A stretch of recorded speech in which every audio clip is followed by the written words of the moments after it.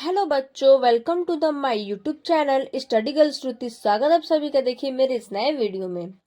तो देखिए मैं आज आप लोग को बताने जा रही हूँ class 10th UP board Hindi का, जो कि ये जयशंकर प्रसाद का है और इसकी जो रचयिता है वो ममता है।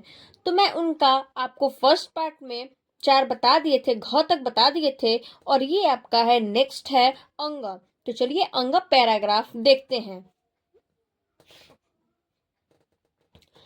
बोल रहा है, शब्द सुनते ही प्रसन्नता की चित्कार ध्वनि से वह प्रांत गूंज उठा।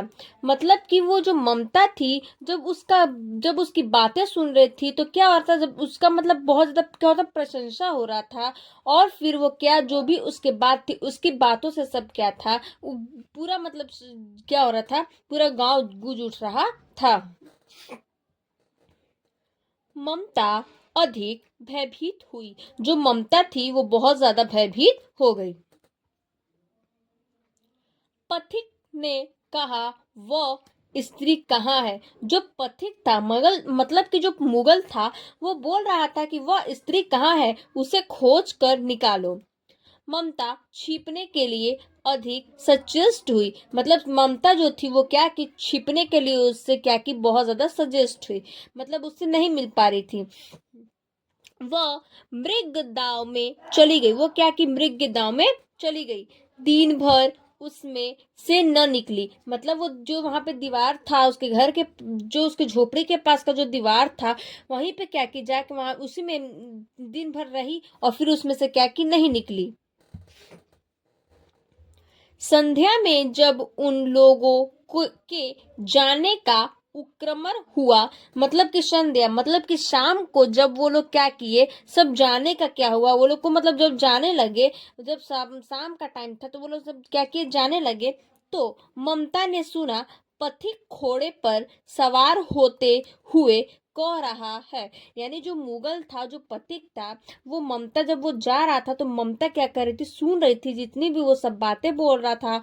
वो जो पथिक था घोड़े पे बैठा हुआ था और वो सब बातें उसका क्या कर रहा था, ममता सुन रही थी।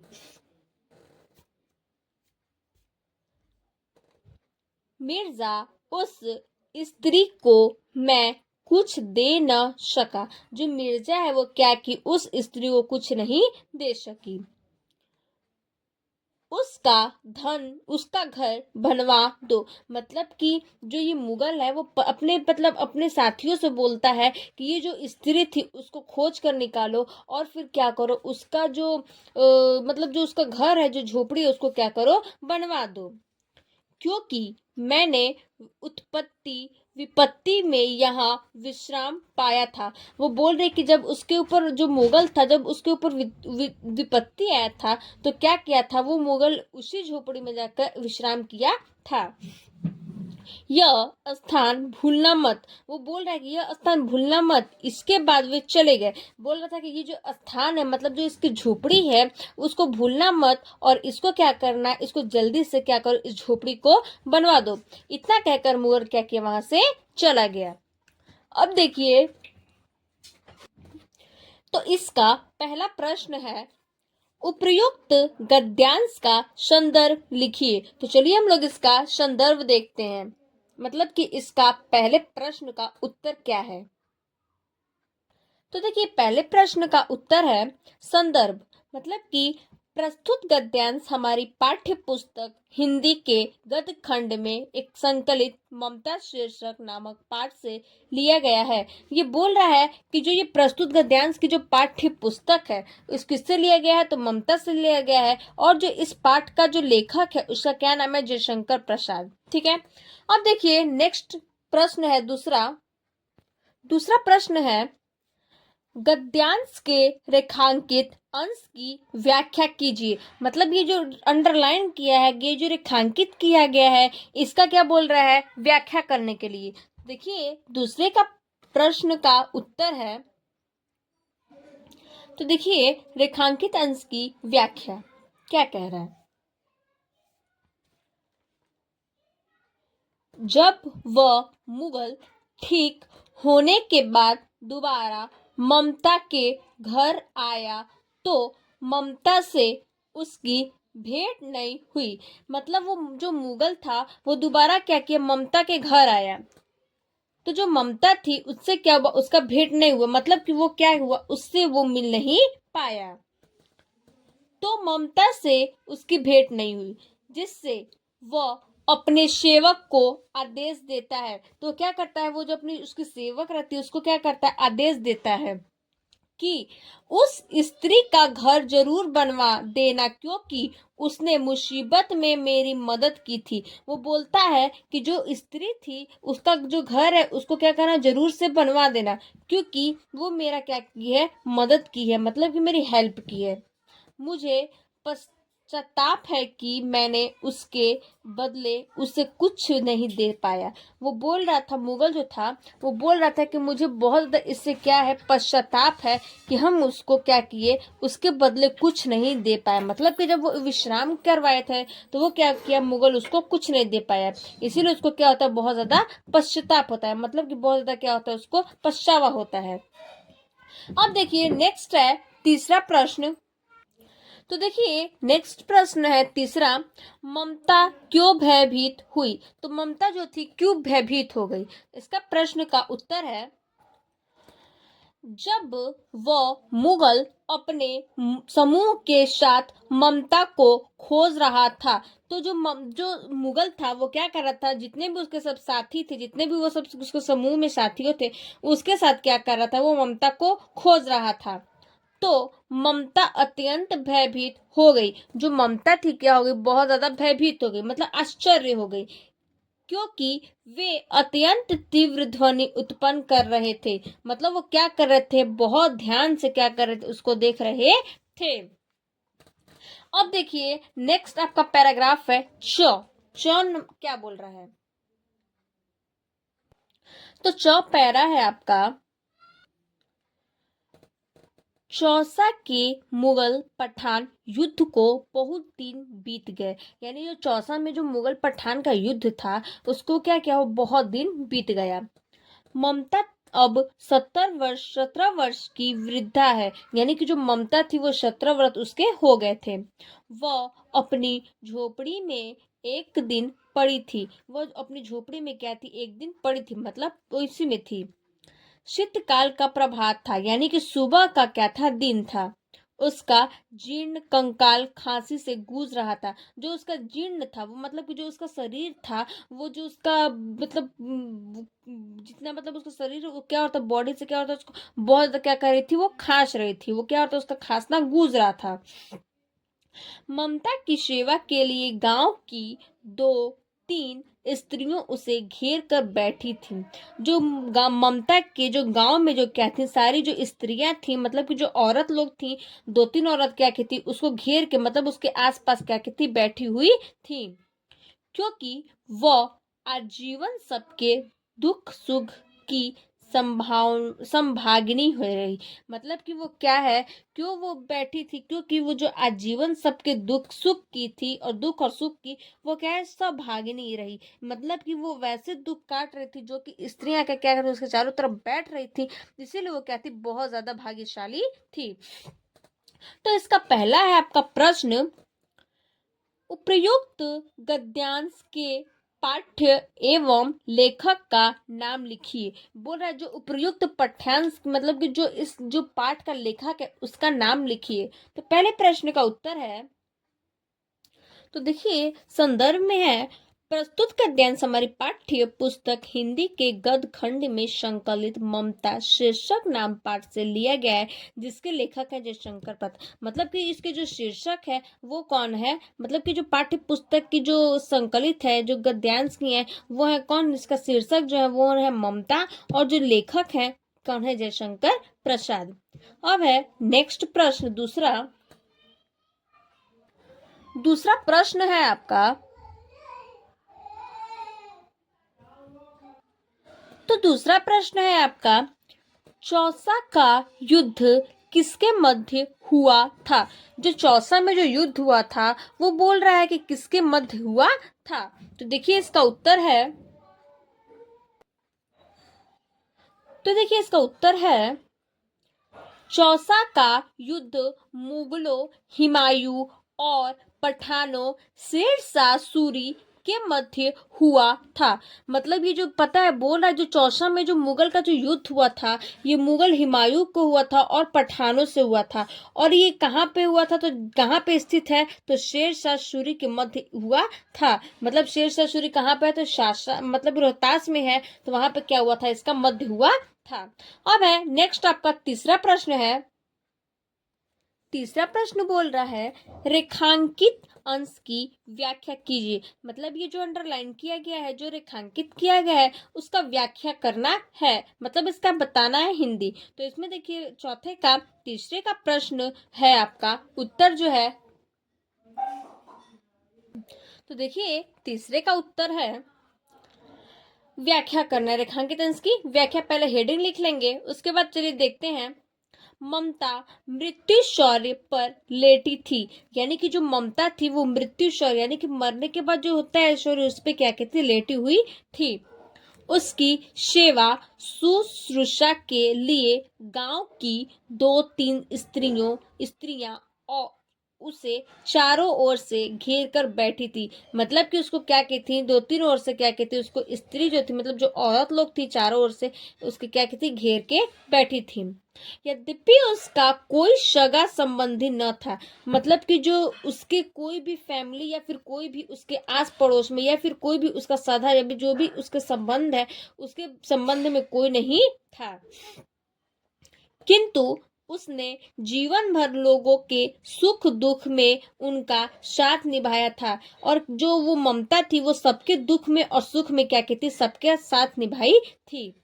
इसलिए अंत समय में उसकी सेवा के लिए गांव की स्त्रियां उसके पास उपस्थित थी। इसलिए जब लास्ट हुआ, यानी कि जब खत्म होने का टाइम हुआ, जब अंतिम समय हुआ, तो क्या की, जितनी भी सब स्त्रियां थी गांव की, उसके पास आके क्या की, उपस्थित थी, मतलब उसके पास आके क्या की थी, बैठी थी। अब देखिए नेक्स्ट आपका पैराग्राफ है 6 है, जो पैरा क्या कह रहा है, तो चलिए देखते हैं। तो 6 पैरा है, अश्वारोही पास आया। अश्वारोही क्या था, जो उसके पास आया। ममता ने रुक रुक कर कहा, जो ममता थी वो क्या की, रुक रुक कर, मतलब वो धीरे धीरे बोली। मैं नहीं जानती कि वह सहसा था या साधारण मुगल, पर एक दिन इसी झोपड़ी के नीचे वह रहा। मतलब कि वो नहीं जान पा रही थी कि वो क्या है, सहसा है, और वो क्या था, जो मुगल था वो इसी झोपड़ी में क्या था, एक बार था। मैंने सुना था कि वह मेरा घर बनवाने की आज्ञा दे चुका था। यानी कि वो जो ममता थी, वो जो मुगल था, बोल रहा था, क्या बोला था कि जो ये घर है क्या करना, उसको बनवा देना। तो वो क्या की थी, वो सुनी थी कि इसका घर बनवा देना। मैं आजीवन अपनी झोपड़ी के खोदे जाने के डर से भयभीत रही। मतलब वो जो उसका आजीवन, मतलब कि उसके जाने के बाद वो फिर क्या बोली कि मेरी जो झोपड़ी है उसको क्या खोदे जाने के बाद, मैंने कि जब वो मतलब जब उसको छूट रहा था, खोना चाहती थी, तो उससे क्या थी, बहुत ज्यादा भयभीत हो रही थी। भगवान ने सुन लिया, मैं आज इसे छोड़ी जाती हूँ। जो भगवान बोल रही है कि मेरा जो भगवान है वो क्या कि मेरे बात को सुन लिए, आज मैं इसे क्या कर रही हूँ, छोड़ जाती हूँ, मतलब छोड़ रही हूँ। तुम इसका मकान बनाओ या महल, मैं अपने चिर विश्राम गृह में जाती हूँ। ये बोलती है ममता कि तुम इसका घर बनवाओ या महल बनाओ इस झोपड़ी का, अब मैं क्या करती हूँ, अपने विश्राम गृह में जाती हूँ। वह अश्वारोही आवक्कड़ खड़ा था। अश्वारोही मतलब घोड़ा, वो क्या कहता, वहीं पे खड़ा था। बुढ़िया के प्राण पक्षी अनंत में उड़ गए। यानी जो बुढ़िया के मतलब जो बुढ़िया थी उसी के प्राण में, यानी कि जब उसकी प्राण चली गई तो कहते जो पक्षी लोग थे वो क्या सब उड़ गए। वहां एक अष्टकोण मंदिर बना और उस पर शिला लेख लगाया गया। यानी कि वहां पे एक क्या अष्टकोण मंदिर बना था और फिर वहां पे क्या किया गया, शिला लेख लगाया गया था। सातों देश के नरेश हुमायूं ने एक दिन यहाँ विश्राम किया था। मतलब कि सातों देश के जो सब भी मतलब हुमायूं जो भी मुगल है वो सब क्या कहते, सातों देश के वो उस झोपड़ी में क्या कहते विश्राम किए थे। उसके पुत्र अकबर ने उसकी स्मृति में यह गगनचुंबी मंदिर बनवाया। मतलब कि जो इसके पुत्र अकबर थे वो क्या किए, उसकी मरने के बाद वो क्या किए, वहां पे एक मंदिर बनवाया जिसका नाम क्या था, गगनचुंबी। पर उसमें ममता का कहीं नाम नहीं, पर वो क्या था, वहां पे उनका कहीं नाम नहीं था। अथवा में मैं नहीं जानती कि वह सहसाय चित्र विश्राम गृह जाती हूँ। तो इसका पहला प्रश्न है, उपयुक्त गद्यांश का संदर्भ लिखिए। तो इसके संदर्भ में जो उत्तर है आपका, बोल रहा है क्या है, जो इसका जो गद्यांश का जो है, तो यानी कि जो शीर्षक है वो ममता है, और जो इसके जो लेखक है वो कौन है, जयशंकर प्रसाद। अब मैं दूसरी बताती हूँ, गद्यांश के रेखांकित अंश की व्याख्या कीजिए। मतलब ये जो अंडरलाइन किया गया, जो रेखांकित किया गया है, इसका हम क्या करने जा रहे हैं, आपका व्याख्या करने जा रहे हैं। तो इसका उत्तर है, तो देखिए अंश की व्याख्या यानी कि जो व्याख्या है उसको बता रहे हैं। जाते समय मैंने सुना था कि वह अपने किसी आदमी को मेरा घर बनवाने की आज्ञा दे रहा था। मतलब वो जब मृत्यु हो गई तो वो जाते जाते क्या कहती, बोल रहा था, वो जो आदमी था बोल रहा था कि ये मेरा जो घर है वो क्या कर रहा था, इसको बनवाने के लिए आज्ञा दे रहा था कि ये क्या है, झोपड़ी बनवाना है। उस दिन से आज तक मुझे यह भय सताता रहा कि पता नहीं कब कोई आकर मेरी इस झोपड़ी को गिराकर और इस स्थान को खुदवाकर मकान बनवा दे। तो वो जो उसका घर था वो क्या करता रहता, जो इसकी बातें सुन रही थी, मतलब जो उसकी मुगल की जो बातें ममता सुनी थी कि ये जो घर बनवाना है, इसको क्या होता, बहुत ज्यादा चुभ रहा था इस बातें कि क्या होगा, ये मेरा कोई जमीन है जो आकर कोई भी आदमी क्या करेगा, इस झोपड़ी को गिरा देगा और फिर उसको खुदवा कर क्या करेगा, यहाँ पे मकान बनवा देगा।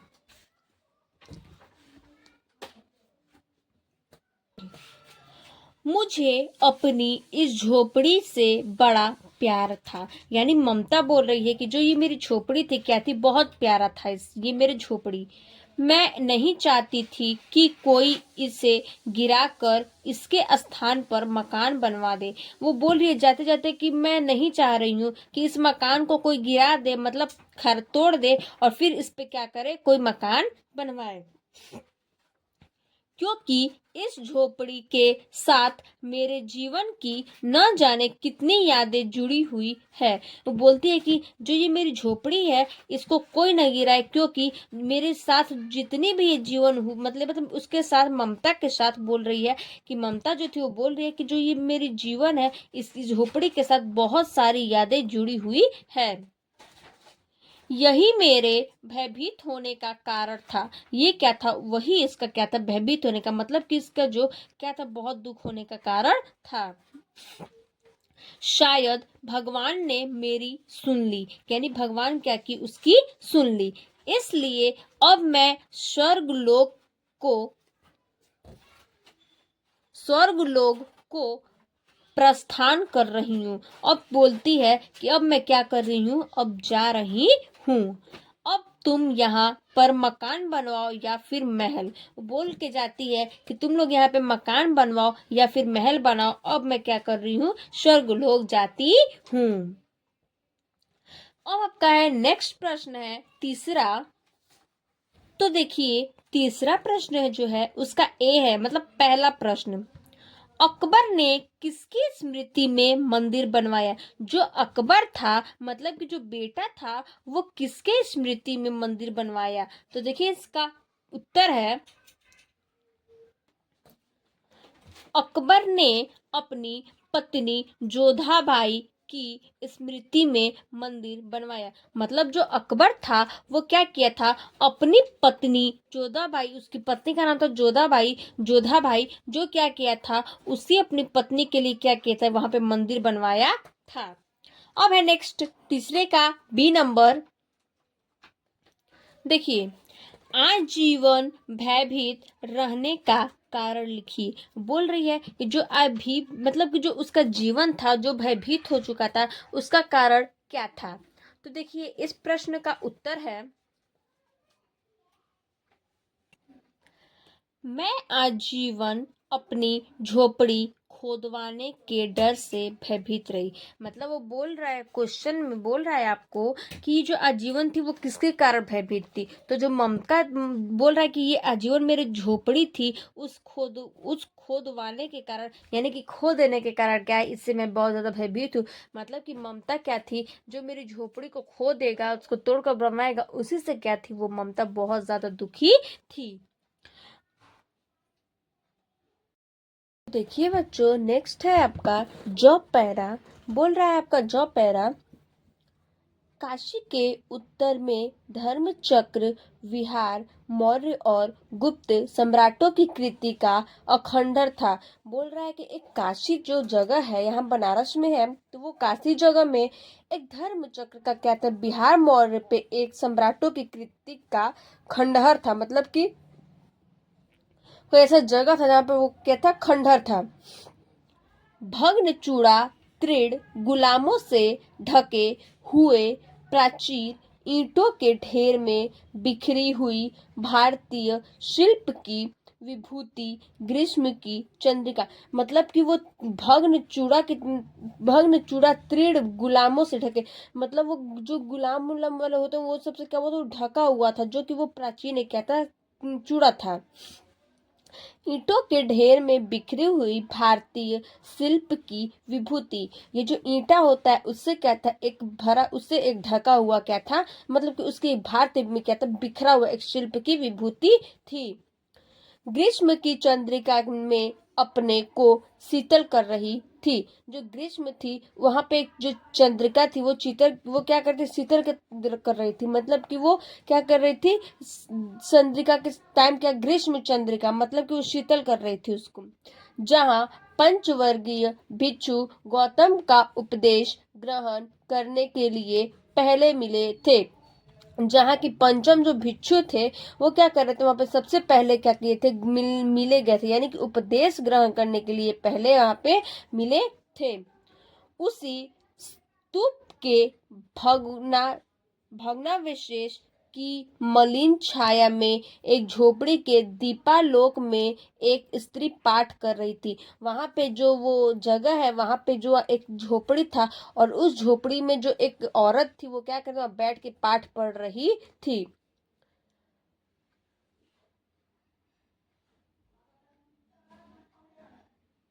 अनन्याश्चिंतयन्तो मान ये जाना पर्युपास्ते, यानी कि वो बोल रहा है, क्या कर रही है, वो वहां बैठ के पाठ पढ़ रही है।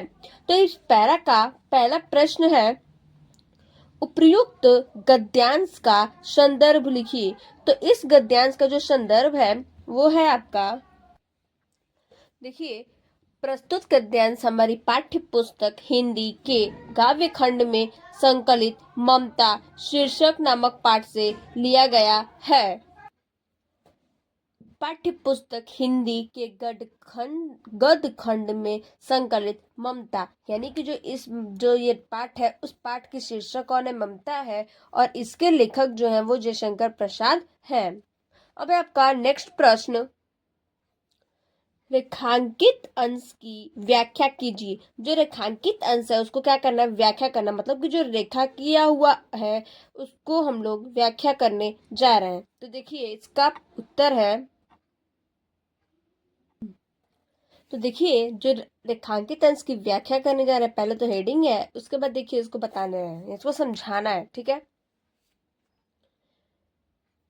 इन वैद्य विहारों की टूटी फूटी चोटियां व अंगूरे और उनके चारों ओर खिंची हुई वे दीवारें जो पत्तों और झाड़ियों आदि से ढकी हुई थी। ये बोल रहा है कि वहां जो वैद्य विहार के जो सब लोग थे, वहां पे क्या था, एक टूटी फूटी चोटियां थी, और वहां पे कंगूरों के क्या थे, उनके चारों तरफ जो खींची हुई दीवार थी, यानी कि जो टूटे फूटे सब पत्ते थे, झाड़ियां उड़ियां वहां पे थी, सब दीवारें टूटी थी, उससे क्या थे, सब चीज ढके हुए थे।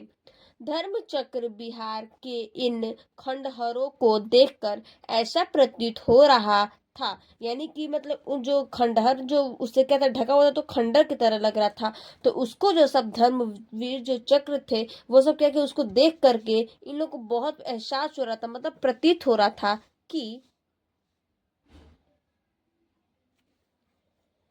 मानो ईंटों के ढेर में बिखरी हुई भारतीय शिल्प कला की आत्मा ग्रीष्म ऋतु की चांदनी से अपने आप को शीतलता प्रदान कर रही हो।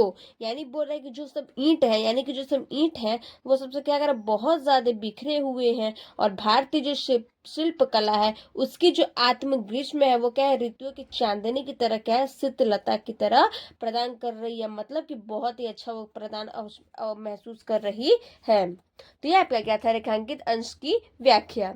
अब है आपका नेक्स्ट प्रश्न, तीसरा प्रश्न है, धर्म चक्र कहाँ स्थित था। यानी कि जो ये धर्म चक्र था वह कहाँ पे स्थित था। तो इसका उत्तर है धर्म चक्र सारनाथ में स्थित था। क्वेश्चन था आपका धर्म चक्र कहाँ स्थित था, तो धर्म चक्र सारनाथ में स्थित है। मतलब सारनाथ कहाँ पे, काशी में, बनारस में क्या है, सारनाथ है, और वहीं पे क्या है, ये धर्म चक्र स्थित है।